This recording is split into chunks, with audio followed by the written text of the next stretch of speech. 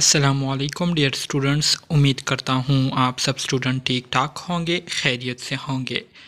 Dear students, आज की इस वीडियो में हम पोस्ट आरएन सेकेंड सेमेस्टर और बीएसएन सिक्स सेमेस्टर के subject culture, health and society के 2023 के पेपर्स को डिस्कस करने वाले हैं, जो कि बहुत ज़्यादा इम्पोर्टेंट है, ख़ास तौर पर पोस्ट आरएन सेकेंड सेमेस्टर के स्टूडेंट्स के लिए, और इसकी आपके एग्ज़ाम में आने के चांसेस भी बहुत ज़्यादा है।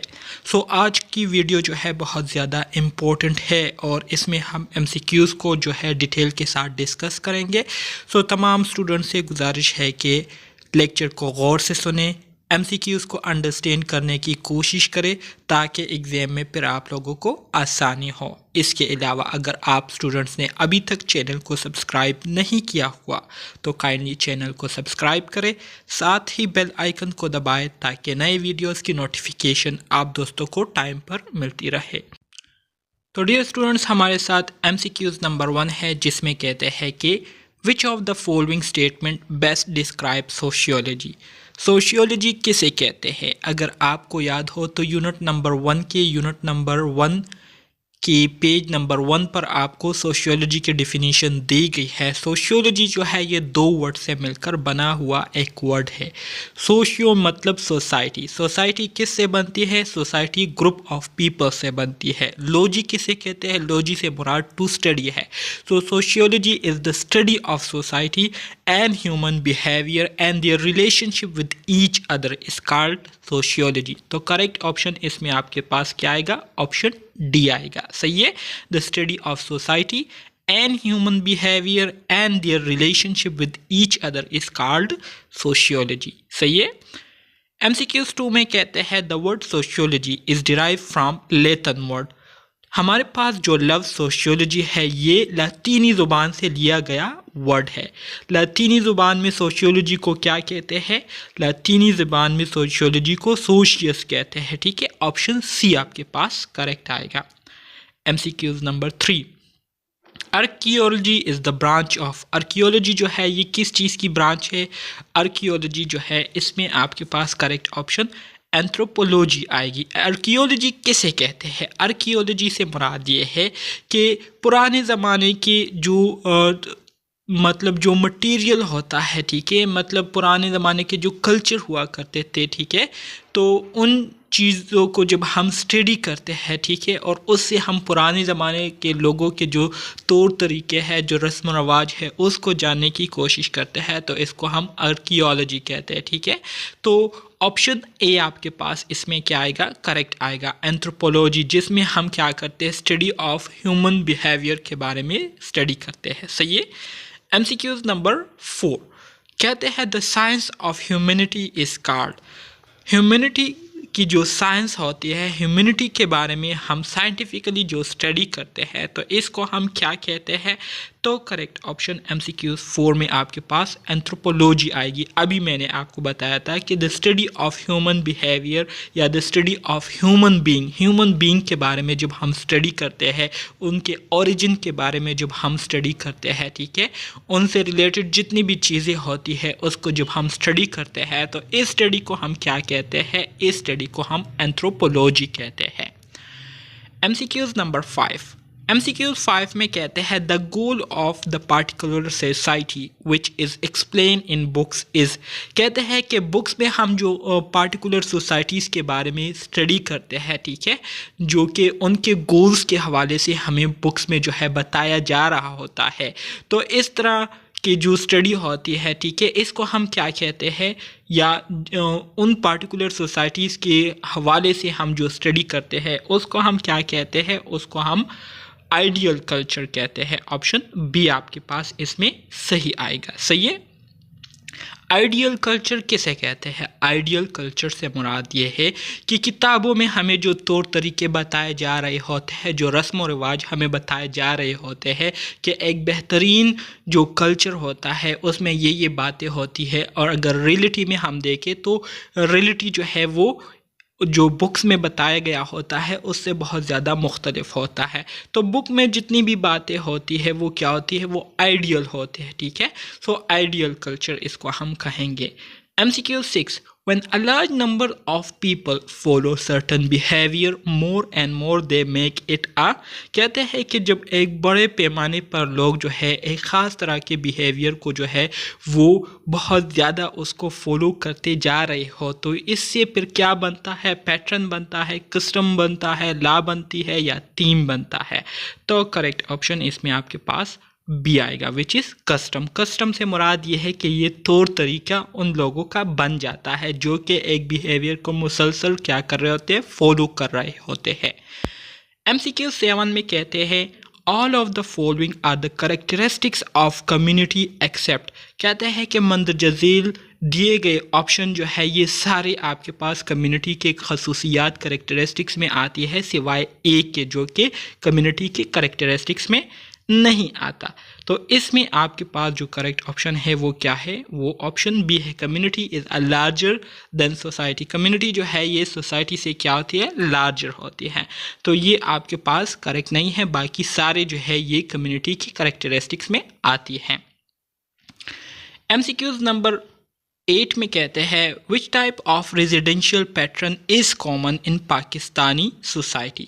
कहते हैं कि पाकिस्तानी माशरे में जो सबसे कॉमन रेजिडेंशियल पैटर्न है, ठीक है, मतलब जो फैमिली का तरीका होता है, ठीक है, फैमिली में लोगों का तरीका होता है या जो ख़ानदानी निज़ाम है तो वो क्या होता है जो सबसे ज़्यादा कॉमन है, तो वो आपके पास पैट्री लोकल फैमिलीज़ होती हैं। मतलब फैमिलीज़ का जो सरबराह होता है वो क्या होता है, वो उस फैमिली के जो पेरेंट होते हैं, ठीक है, वो होते हैं और वो ही सारी फैमिली से रिलेटेड जितने भी बातें होती है, प्रॉब्लम होती है, इश्यूज़ होती है, उसको क्या करते हैं, मैनेज करते हैं। तो पैट्री लोकल जो पैटर्न है ये पाकिस्तानी माशरे में क्या है, सबसे ज़्यादा कॉमन है। MCQs 9 में कहते हैं the form of government in which the political power is held by a single self appointed ruler is called. कहते हैं कि गवर्नमेंट की वो किस्म जिसमें जो पॉलिटिकल पावर होता है, जो सियासी ताकत होती है, वो एक सिंगल बंदे के हाथों में होती है और एक बंदा जो है उसको क्या करता है, मुंतखब करता है। तो इसको हम क्या कहते हैं, इस तरह की जो गवर्नमेंट होती है इसको हम ऑटोक्रेसी कहते हैं, ठीक है। डेमोक्रेसी मतलब जमहूरियत जिसमें जो सिलेक्शन है वो आवाम करते हैं, ठीक है, और ऑटोक्रेसी मतलब एक बंदा जो है वो क्या करता है, आने वाले हुकूमत का फैसला करता है। और इसी तरह से डिक्टेटरशिप और मोनार्की ये ऑटोक्रेसी की क्या है, किस्म है, अकसाम है, ठीक है। MCQs 10 में कहता है which of the following does not lead to modification of cultural practices. कहता है कि मंदरजा झील में से किस चीज़ की वजह से कल्चर प्रैक्टिसेस में जो है चेंजेस नहीं आती। तो करेक्ट ऑप्शन MCQs नंबर 10 में आपके पास क्या होगी, ऑप्शन बी होगी, इनकल्ट्रेशन। इनकल्ट्रेशन से मुराद ये है कि जब आप किसी दूसरे इलाके चले जाए तो वहाँ के लोगों का जो तौर तरीके होते हैं, रस्म व रिवाज होते हैं, तो उसमें जो अच्छी चीज़ें आपको पसंद आती है तो उसको आप अपने रस्म व रिवाज में क्या कर लेते हैं, उसको आप डिफ्यूज़ कर लेते हैं, ठीक है, और उसको आप अपने रस्म व रिवाज में शामिल कर लेते हैं, लेकिन अपने रस्म व रिवाज को नहीं छोड़ते। जबकि एक्कल्ट्रेशन से मुराद ये है कि जब आप किसी दूसरी कम्युनिटी जाते हैं तो वहाँ जाकर उसी कम्युनिटी के रस्म व रिवाज को आप फॉलो करना शुरू कर देते हैं और अपने जो रस्म व रिवाज है उसको आप छोड़ देते हैं।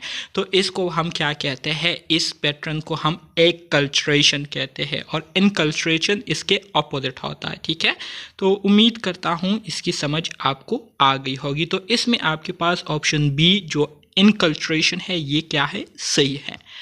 MCQs 11 में कहते हैं a chosen family common within LGBT community as known as. कहते हैं जो चूजन फैमिलीज होती है जो कि कॉमन होती है LGBT कम्युनिटीज़ में, उसको हम क्या कहते हैं, LGBT से क्या मुराद है, L stand for what, L stand for lesbian, ठीक है, जो फीमेल जो है एक दूसरे के साथ क्या होते हैं उसको हम लेस्बियन कहते हैं। इसी तरह से G stand for what, G stand for gay, ठीक है। गे में क्या होते हैं, गे में जो मेल होते हैं उनकी क्या होती है, मतलब एक दूसरे के लिए जो है सेक्सुअल एरोजल होती है जो कि फॉरेन कंट्रीज़ में बहुत ज़्यादा है, ठीक है। इसी तरह से B stand for bisexual and T stand for transgender, ठीक है। तो इस तरह की जो कम्युनिटीज़ होती है इसको हम क्या कहते हैं, rare family, family of procreation, ठीक है, या फैमिली ऑफ चूजन, या फैमिली ऑफ स्टिग्मा। तो करेक्ट ऑप्शन MCQs 11 में आपके पास क्या आएगा, MCQs नंबर 11 में आपके पास करेक्ट ऑप्शन सी आएगा, फैमिली ऑफ चूजन, ठीक है। MCQs 12 में कहते हैं the education which takes place outside the sphere of compulsory schooling but there where as educational intent और planning of teaching learning activities is refer as, कहते हैं वो एजुकेशन जो कि जैसे कि हम स्कूलों में हासिल करते आ रहे हैं, कॉलेजेस में हासिल करते आ रहे हैं, तो कहते हैं वो एजुकेशन जो कि हम इस तरह के स्कूलों या कॉलेजेस से हासिल नहीं करते बल्कि दूसरी जगह से हासिल करते हैं, जहां पर हम लर्निंग एक्टिविटीज़ करते हैं, प्रैक्टिकली चीज़ों को परफॉर्म करके उसको सीखते हैं। तो इस तरह की जो एजुकेशन होती है इसको हम क्या कहते हैं, informal education, non formal education, या फॉर्मल एजुकेशन, या बोथ ए बी। तो करेक्ट ऑप्शन MCQs 12 में आपके पास क्या आएगा, MCQs 12 में आपके पास नॉन फॉर्मल एजुकेशन आएगा, ठीक है। MCQs 13 में कहते हैं Shinto revolve around supernatural entities called the dash, ठीक है। तो MCQs 13 में आपके पास सी आएगा, खामी। अब इस MCQs का मुझे ख़ुद भी समझ नहीं आ रहा कि इससे क्या मुराद है इनका, लेकिन करेक्ट ऑप्शन आपके पास क्या है, ऑप्शन सी आएगा, ठीक है। ये MCQs जो है BSN 6 सेमेस्टर के जो स्टूडेंट है उनके 2023 के जो पेपर हुए थे, तो ये वो MCQs है जो कि आपके एग्ज़ाम में भी इस MCQs के आने के बहुत ज़्यादा चांसेस है। तो इसलिए जो MCQs में आप लोगों को पढ़ा रहा हूँ, समझाने की कोशिश कर रहा हूँ, तो आप लोग कोशिश करें, गौर से मेरे अल्फाज को सुनने की कोशिश करें, ताकि हर एक चीज़ जो है आप लोग इन डिस्कशन के ज़रिए ही जो है सीख जाए, कंसेप्ट जो है आपका क्लियर हो जाए मुख्तलिफ़ चीज़ों के हवाले से। तो बहुत ज़्यादा आपके लिए ये क्या होगा, आने वाले एग्ज़ाम में फ़ायदा मंद रहेगा, ठीक है। 14 में कहते हैं the system include rules, procedures and institution by which public initiatives and private endeavours can be carried out through legitimate means. तो इसको हम क्या कहते हैं, कहते हैं वो सिस्टम जिसमें हमारे साथ रूल, प्रोसीजर, इंस्टीट्यूशन जो है वो क्या होते हैं, शामिल होते हैं, जिसमें पब्लिक और जो प्राइवेट इंडिविजुअल्स होते हैं इन दोनों के ज़रिए जो है इसको हम क्या करते हैं, नाफिज करते हैं। तो इस तरह का जो सिस्टम होता है इसको हम क्या कहते हैं, law system, social system, legal system, या पॉलिटिकल सिस्टम। तो करेक्ट ऑप्शन आपके पास इसमें क्या आएगा, लीगल सिस्टम आएगा, ऑप्शन सी। 12 में कहते हैं, 15 में कहते हैं, MCQs नंबर 15 में कहते हैं कि in relation to ill health culture factor can be, कहते हैं कि अगर हम इल फैक्टर के बेस पर देखें तो कल्चर फैक्टर्स में कौन कौन सी चीज़ें आती है, ठीक है। कंट्रीब्यूटिव कल्चर फैक्टर जो है ये कंट्रीब्यूटिव फैक्टर है, प्रोटेक्टिव फैक्टर है, या दूसरा क्या बताया है, काजल फैक्टर है। तो ये आपके साथ तीनों में आता है। कल्चर जो है ये आपके पास काजल फैक्टर भी हो सकती है, प्रोटेक्टिव भी हो सकती है, और कंट्रीब्यूटिव भी हो सकती है, ठीक है। तो ऑल ऑफ देम आपके पास क्या आएगा, करेक्ट आएगा। 16 में कहते हैं the process of emotional responses that a person is experience upon arrival in new cultural setting is called. Already मैंने आपको काफ़ी डिटेल के साथ, काफ़ी आसान अल्फाज में लेक्चर्स के दौरान बताया था कि कल्चर शॉक जो है ये वो कंडीशन होती है जब आप किसी दूसरे इलाके जाते हैं जो कि आपका अपना इलाका नहीं होता, ठीक है। आप जब किसी पिकनिक के लिए जाते हैं, ठीक है, टूर पर जाते हैं, तो वहाँ जाकर आप कुछ दिन तो बिल्कुल एंजॉय कर रहे होते हैं, लेकिन एक हफ्ते के बाद जब आपका लोगों के साथ इंटरेक्शन होने जा रही होती है, लोगों के साथ जो है आप लेन देन करते हैं, तो फिर आपको लोगों के बारे में पता नहीं होता, वहाँ के तौर तरीक़ों के बारे में पता नहीं होता, वहाँ का जो कल्चर होता है उससे आप लोग नावाकिफ़ होते हैं।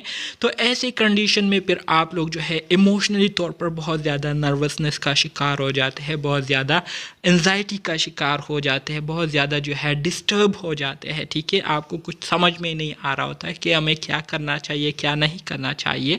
तो इस तरह की जो रिस्पॉन्सेज या इस तरह की जो कंडीशन होती है इसको हम क्या कहते हैं, कल्चर शॉक कहते हैं। ऑप्शन बी आपके पास इसमें सही आएगा। MCQ 17 में कहते हैं unacceptable standard of cleanliness, different bathroom facilities, fear for personal safety lead to.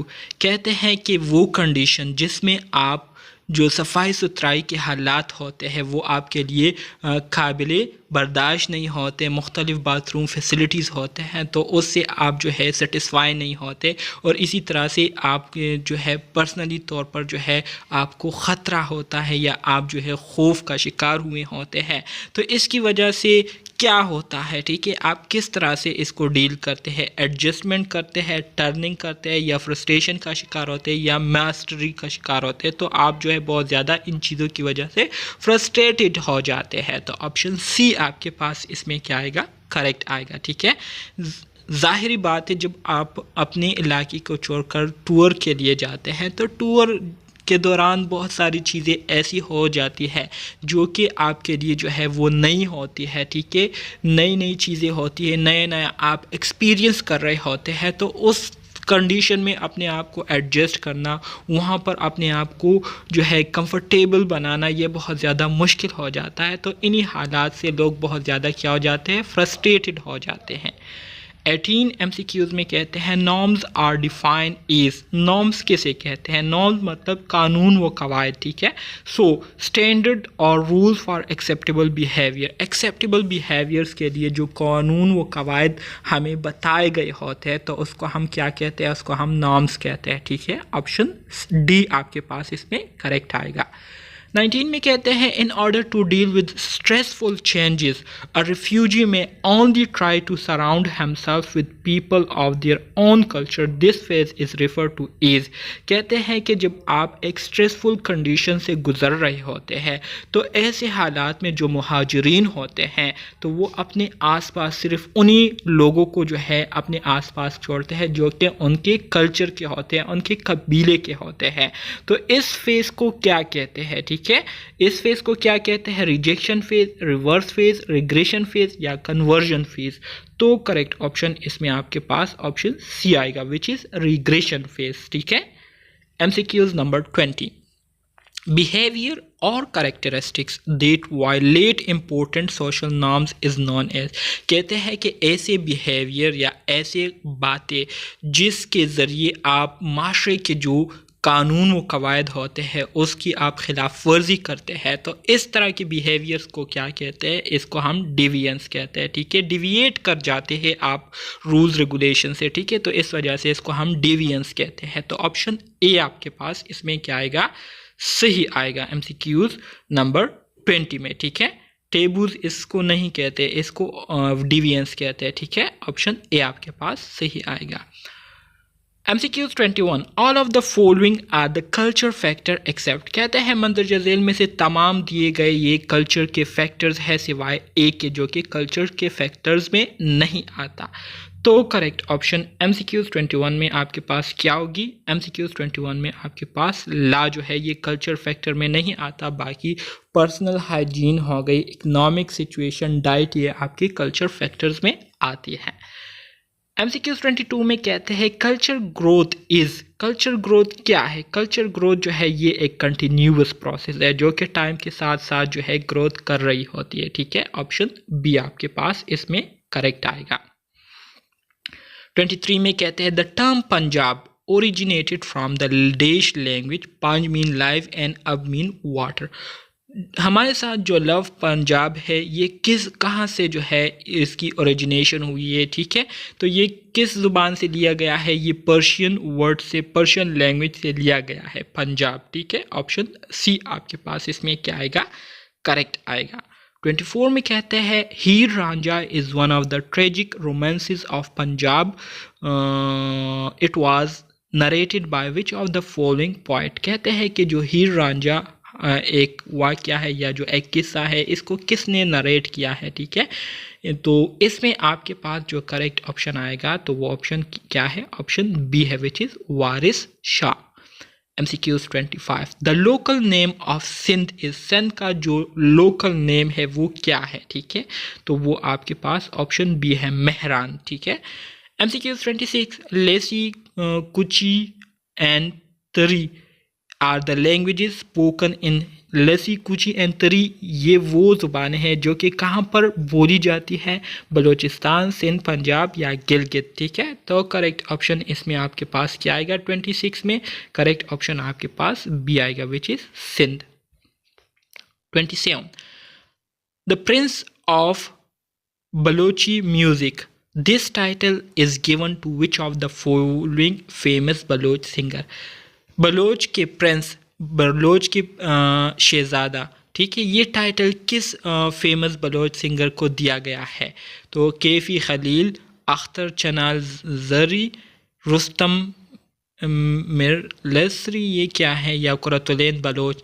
तो करेक्ट ऑप्शन MCQ 27 में आपके पास क्या आएगा? ऑप्शन सी आएगा, रुस्तम आएगा। ठीक है, MCQ 28 में कहते हैं NWFP officially rename as KPKN। हमारे साथ पहले KPK का जो पहला नाम था वो क्या था? NWFP सरहद था। ठीक है, इसका ऑफिशियली नेम KPK में कब चेंज किया गया था, KPK में कब इसको कन्वर्ट किया गया था? ठीक है, तो करेक्ट ऑप्शन MCQ 28 में आपके पास ऑप्शन बी आएगा, विच इज़ अप्रैल 2010। 2010 में अप्रैल में जो है इसको KPK में कन्वर्ट कर दिया गया। 29 में कहते हैं a small social group whose members share close personal enduring relationship. कहते हैं कि एक छोटा सोशल ग्रुप, ठीक है, जिसके मेंबर जो है एक दूसरे के साथ क्लोज होते हैं, पर्सनल होते हैं और उनकी रिलेशनशिप होते हैं, एक दूसरे के साथ शेयर करते हैं। तो इस तरह का जो स्मॉल सोशल ग्रुप होता है इसको हम क्या कहते हैं? प्राइमरी ग्रुप, सेकेंडरी ग्रुप, इन ग्रुप या आउट ग्रुप। तो इसको हम प्राइमरी ग्रुप कहते हैं। तो MCQ 29 आपके पास ऑप्शन ए आएगा। 30 में कहते हैं an objectively measurable pathological condition of the body is known as. ठीक है, an objectively measurable pathological condition of the body, इससे मुराद ये है कि वो कंडीशन जिसमें बीमारी की वजह से, पैथोलॉजिकल डिजीज़ की वजह से हमारे बॉडी पर अलामात ज़ाहिर हो जाते हैं, तो उस अलामात को जो है फिर डॉक्टर जो है वो ऑब्ज़र्व कर सकते हैं। ठीक है, तो इस वजह से इसको कहा गया है objectively measurable pathological condition of the body is known as what? तो इसको हम डिजीज कहते हैं। ऑप्शन सी आपके पास इसमें क्या आएगा? करेक्ट आएगा।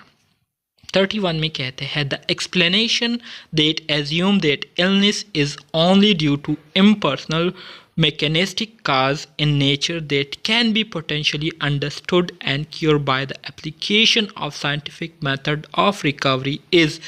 तो ये एक्सप्लेनेशन किस में की गई है? ठीक है, तो करेक्ट ऑप्शन इसमें आपके पास क्या आएगा? ऑप्शन ए आएगा, the naturalistic explanation of illness. ठीक है, ऑप्शन ए। 32 में कहते हैं in personalistic medical system the use of magical acts and supernatural power either by humans or supernatural being is term as. तो इसको हम क्या कहते हैं? तो करेक्ट ऑप्शन इसमें आपके पास ऑप्शन ए आएगा, सस्तु, ऑप्शन ए। ठीक है, 33 में कहते हैं a believe that the body is the temple of Holi spirit is found is, मतलब जो बॉडी है इसके बारे में एक बिलीव है, लोगों की एक सोच है कि इस बॉडी में जो है होली स्पिरिट जो है वो क्या करती है? बसेरा करती है, रहती है। और स्पिरिट से मुराद ये है कि रूह जो है ये इस बॉडी में रहती है। तो ये किस, कहाँ पर जो है ये बात की गई है? ठीक है, सो जेहुआ ग्रुप, एडवेंटिस ग्रुप या अफ्रीकन पीपल या नॉन ऑफ द अबव। तो करेक्ट ऑप्शन इसमें आपके पास क्या आएगा? ऑप्शन बी आएगा, एडवेंटिस ग्रुप। ठीक है, MCQs 33 में आपके पास ऑप्शन बी करेक्ट आएगा। 34 में कहते हैं the big of demography jointly produce variation and changes. ठीक है, कहते हैं कि डेमोग्राफी में मंजिल में से कौन सी चीज़ों की वजह से चेंजेस जो है वो आती है? तो बर्थ की वजह से बहुत ज़्यादा डेमोग्राफी चेंज होती है, डेथ रेट की वजह से और माइग्रेशन की वजह से। ये 3 मेजर फैक्टर है जो कि ऑलरेडी मैंने आपको काफ़ी डिटेल के साथ डेमोग्राफी यूनिट में बताए हुए हैं। अगर आपने वो यूनिट नहीं देखे हुए तो मेरे चैनल पर playlist culture, health and society की मौजूद है, वहाँ पर आप इसको क्लियर कर सकते हैं। 35 में कहते हैं Pakistani population is equivalent to, Pakistani population जो है ये किस चीज़ के बराबर है, कितनी बराबर है, ठीक है। तो इसमें आपके पास जो करेक्ट ऑप्शन आता है 35 में तो वो ऑप्शन बी है, मतलब पाकिस्तानी पॉपुलेशन जो है ये 2.09% ऑफ द वर्ल्ड, दुनिया की जो पूरी पॉपुलेशन है उसके तकरीबन 2.09% के बराबर है। सही है। तो आज के लिए इतने MCQs काफ़ी है। इंशाल्लाह नेक्स्ट क्लास में हम MCQs नंबर 36 से स्टार्ट करेंगे। उम्मीद करता हूँ आपको ये MCQs पसंद आए होंगे। अगर आए हों तो काइंडली चैनल को सब्सक्राइब कीजिएगा, वीडियो को लाइक कीजिएगा और अपने क्लास फेलोज़ के साथ ज़रूर शेयर कीजिएगा। मिलते हैं नेक्स्ट वीडियो में, तब तक के लिए अल्लाह हाफिज़।